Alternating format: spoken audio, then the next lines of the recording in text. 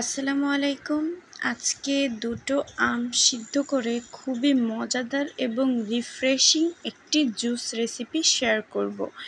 এখানে আমি আম দুইটা সিদ্ধ করে নিচ্ছি, তারপরে আম সিদ্ধ হয়ে গেলে গ্যাস অফ করে আমগুলো ঠান্ডা হতে রেখে দিব। যখন আমগুলো ঠান্ডা হয়ে যাবে তখন আমরা আমের খোসাটা আম থেকে ছাড়িয়ে নিব। এটা কিন্তু আমটি ঠান্ডা হলেই করতে যাবেন, আবার গরম থাকাকালীন করতে যাবেন না, তাহলে হাতে ছ্যাঁকা লাগবে। খুবই সাবধানতার সাথে এটা খেয়াল রাখতে হবে। তো দুইটা আমেরই খোসা ছাড়িয়ে নিব। খোসা ছাড়ানোর পরে আমরা খোসা এবং আঁটি থেকে আমটা ভালো করে নিয়ে নিব একটা ব্লেন্ডার জারে। এই আমের সিজনে এই জুসটা যদি আপনি না খেয়ে থাকেন তাহলে সবথেকে বড় একটি রিফ্রেশিং ড্রিঙ্ক আপনি মিস করে ফেলবেন।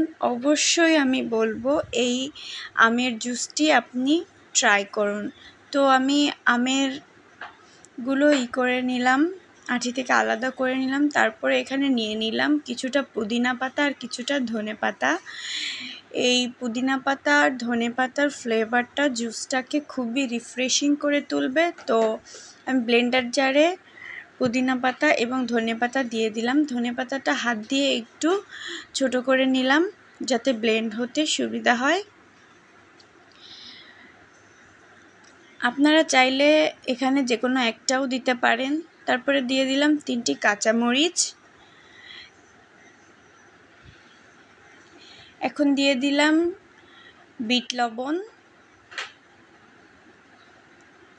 তারপরে দিয়ে দিলাম সাধারণ লবণ। আপনারা চাইলে হাতের কাছে না থাকলে যে কোনো একটা লবণও দিতে পারেন, তবে বিট লবণ দিলে টেস্টটা অনেক ভালো আসে। এখন দিয়ে দিব চিনি স্বাদ মতন। আমটা যদি বেশি টক হয় তাহলে একটু বেশি করে চিনি দিবেন, আর যদি কম টক হয় তাহলে অল্প চিনি দিলেও হবে। যে যার স্বাদ মতন চিনিটা অ্যাড করবেন।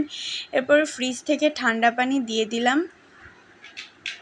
ঠান্ডা পানি দিয়ে আমগুলোকে ব্লেন্ড করে নিব।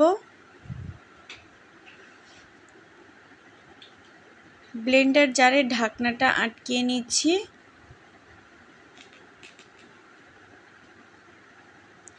তারপরে ব্লেন্ড করে এটাকে আমরা একটি ছাঁকনি দিয়ে ছেঁকে নিব, যাতে আমের অবশিষ্ট অংশ বা যেই দানাদার অংশগুলো সেগুলো আমাদের ড্রিঙ্কসে না থাকে। খুবই স্মুথ একটি ড্রিঙ্ক যেন তৈরি হয়। তো এখানে একটা চামচের সাহায্যে আমি ছেঁকে নিচ্ছি।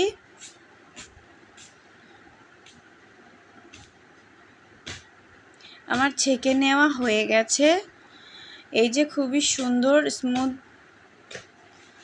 হয়ে গেছে। আমি যেই গ্লাসে সার্ভ করব সেই গ্লাসটাতে একটু মরিচের গুঁড়ো দিয়ে ডেকোরেশন করেছি। এটা অপশনাল, চাইলে করতে পারেন, জাস্ট দেখার সৌন্দর্যের কারণে করেছি। আপনারা চাইলে অ্যাভয়েডও করতে পারেন। দুটো গ্লাসে আমি শরবতটুকু ঢেলে নিলাম, এই যে দেখতেই পাচ্ছেন। আর গার্নিশিংয়ের জন্য পুদিনা পাতা দিলাম, জাস্ট সুন্দর দেখা যাবে তাই। এখন তৈরি হয়ে গেল মজাদার ম্যাঙ্গো জুস। আপনারা চাইলে ট্রাই করতে পারেন। এটি যেমন রিফ্রেশিং তেমনই মজাদার। আল্লাহ হাফেজ।